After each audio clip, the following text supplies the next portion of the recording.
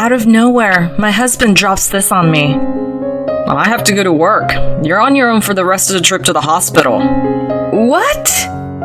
My brain was foggy from a fever that was soaring over 104 degrees, but I managed to ask him this while he navigated us down a gloomy, nearly deserted street.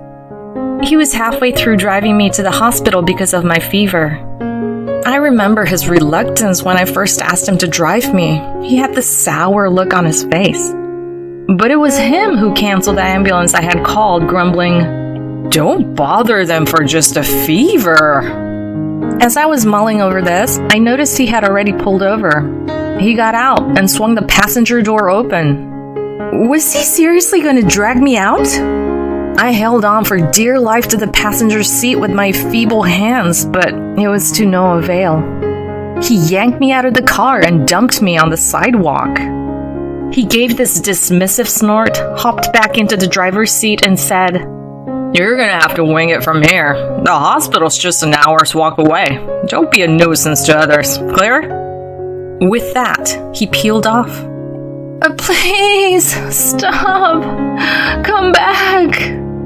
I knew my words were futile against the receding car. I was too drained to even stand. All I could do was cry and whimper out a cry for help. "Someone help me." I'm Kelly, a 40-year-old full-time mom. I live in a small town with my husband Ray and our 16-year-old son Mike. I met Ray through a friend. Back when we started dating, he would often say, "I'm gonna climb up the ladder, just you watch." I thought that maybe marrying him would lead to happiness, and at first it did. He worked at a well-known company, brought home the bacon. We had fun on our days off, catching movies and shopping. But when our son Mike started growing up, things began to shift. Ray, for one, never chipped in with childcare. He never once changed a diaper, and bath time was always a solo mission for me. Despite being able to take time off, Ray never showed up to any of Mike's school events. Heck, he never even took us on a family vacation. Long story short, he was never really a dad. These days, he and Mike barely exchange words. Of course, I try to mend their relationship, but Ray would always shrug me off, saying he was beat from work. As time wore on, I realized that Ray was more of a chicken than I thought. His grand promises weren't ambition, it was just hot air. His vow to climb up the ladder was just a tactic to keep me from walking away. Sure, he makes a bit more than the average Joe, but compared to his colleagues, he hasn't really made much headway. I don't necessarily need him to be a hotshot, but if he's gonna be all work and no family, he could at least... Those were my thoughts one day after dropping Mike off at soccer practice and whipping up Ray's breakfast. Ray shuffled out of the bedroom and into the living room, giving the breakfast spread on the table a hard, long look. It was the usual stuff: toast, coffee, some fruit, and salad. He slumped into the chair and decided to start off with a sip of his coffee. Then his brows knitted together and he grumbled, "What's this?" "Huh? Something wrong?" "It's the same coffee beans as always. I had already had a cup earlier and it tasted just fine." But he slammed his coffee mug down, announcing, "This is terrible. I can't drink this," before storming out. From that point on, he turned into a regular food critic, finding fault with every single meal I prepared. The lunchbox I lovingly packed for him was mostly untouched, him claiming it was inedible.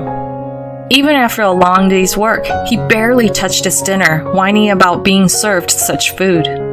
And his complaints didn't stop at my cooking, oh no. They extended to laundry and cleaning too. He'd gripe about the laundry on the balcony needing better ironing, or he'd swipe his finger on the windowsills, commenting on the accumulated dust. All of a sudden, he was picking holes in the housework, despite me doing everything as I always had. And when he took pot shots at my housekeeping, there was this undertone of comparison, as if any other woman would do a far better job. Something was off. It felt like he'd been paying close attention to other women doing their housework recently. That's when I started noticing his peculiar behavior, taking his smartphone with him to the bathroom, whispering on the phone in his study. I couldn't help but wonder if he was cheating. Eager to find solid proof, I rummaged through his bag, snooped on his smartphone when he was asleep, but found zilch. I thought about hiring a private eye, but he controlled our finances and I didn't have extra cash.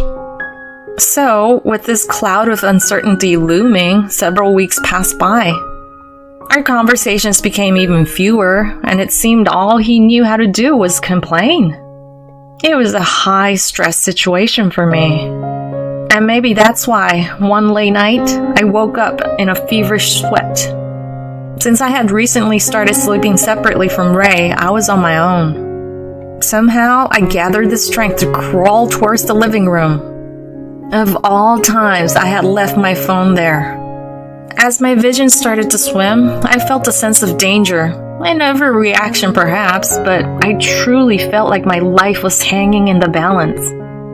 As I picked up my phone from the living room table to dial 911, Ray happened to saunter in. Why are you up at this ungodly hour? Mustering my remaining strength, I explained what was happening. He silently took the phone from my hands. Was he going to call an ambulance for me? But instead of the relief I expected, he blindsided me with his words. Calling an ambulance over a little fever? How embarrassing! You can't do housework properly, but you're an expert at causing me problems. If you get what I'm saying, just go back to sleep. You'll feel better. Instead of worrying, he just snapped at me. Half sobbing, I pleaded. Please, I need to go to the hospital. If not an ambulance, then please drive me in our car. I clung to him, begging almost incoherently. He seemed extremely unwilling, but eventually my persistent pleas seemed to break him down, and he agreed to drive me. I work tomorrow, you know. How's that gonna affect my sleep? Ray grumbled incessantly from the driver's seat. All I could do was listen, my head leaning against the passenger window as rain pounded against it. We were barely 5 minutes from home when Ray's phone buzzed. He pulled over and picked it up, ending the call after a short exchange. I have to go to work. You're on your own for the rest of the trip to the hospital. What? Work? At this time of night? My surprise caused him to flare up. You doubting me? Can't you drop me off at the hospital first before heading to work? It's not a big deal by car. The idea of walking to the hospital in this state, in this rain, seemed absurd. I clung to the passenger seat for dear life.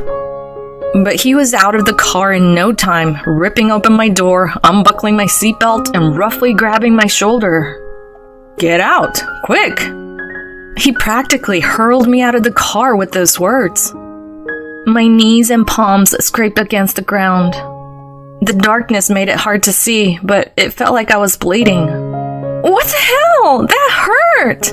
I yelled after him, but he just snorted, climbed back in the driver's seat, and zoomed off.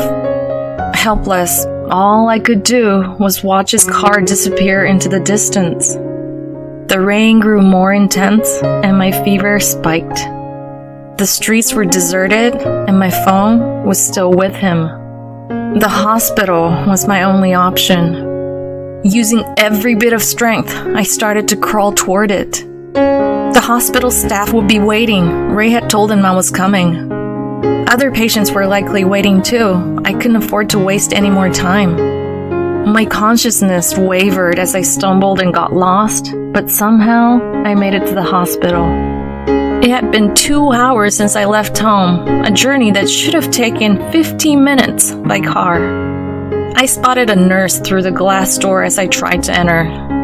Feeling a wave of relief, I lost consciousness. When I woke, I was lying in a hospital bed. The meds or the IV seemed to be working as my fever had broken. A familiar voice broke my trance. My son's voice. Mom, you okay? Mike's face filled with concern. Yeah, I'm okay. Sorry for scaring you. But why was he here? He smiled and helped me sit up, revealing Ray slouched in a chair. Soaked, his hair a mess, and for some reason, his legs trembling. What the heck had happened while I was out? Dad, you owe Mom an apology, Mike said seriously. Startled, Ray looked up. His face was gaunt, dark circles under his eyes. I'm sorry, he murmured. Mike wasn't exactly pleased, but he turned back to me and began recounting what had happened. After dumping me from the car, Ray had apparently headed back home. Mike had been awake, sensing something was off, and noticed my absence. When Ray came home, Mike asked him point blank where I was. Ray, as slippery as ever, tried to weasel out of the question. But Mike, stubborn as a mule, kept pressing him until Ray finally caved and admitted that he'd left me out in the rain.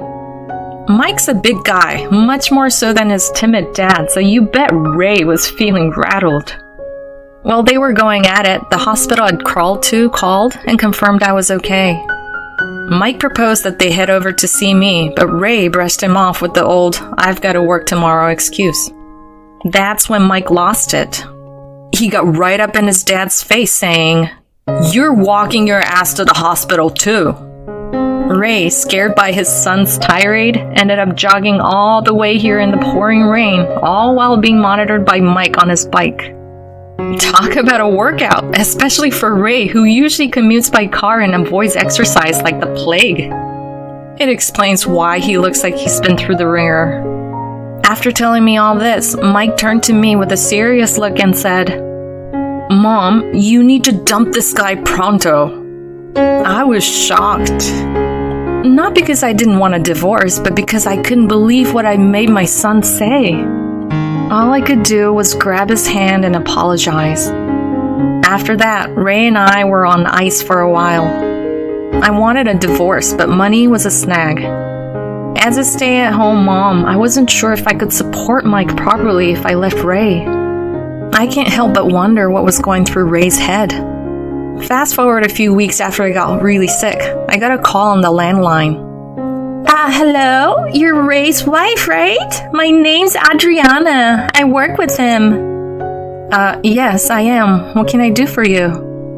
Adriana told me. Ray and I are in love. Would you mind stepping aside? She'd been having an affair with my husband. I knew my suspicions of his cheating weren't unfounded. If I could divorce, I would, I blurted out, and I meant it. If she wants that jerk, she can have him. Bracing myself for a tongue lashing, I gripped the phone tightly. But she just sounded thrilled and said, "Really? That makes things easier. I've got a good job, so I can handle the alimony.